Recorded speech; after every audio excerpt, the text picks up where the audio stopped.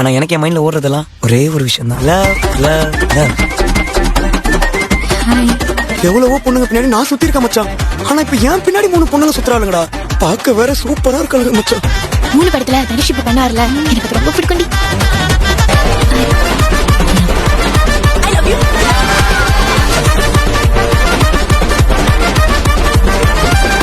இன்னும் 5 நிமிஷம் தான் இருக்கு. என்ன பக்கமா பாத்துட்டு கிளம்புங்க. 4 பேரை நீ ஒருத்தாயிடுச்சியா? எனக்கு நீனா ரொம்ப பிடிக்கும் பிரவீன். ஆனா எனக்கு உன்னை பிடிக்கும்ன்றது மட்டும் பத்தாது.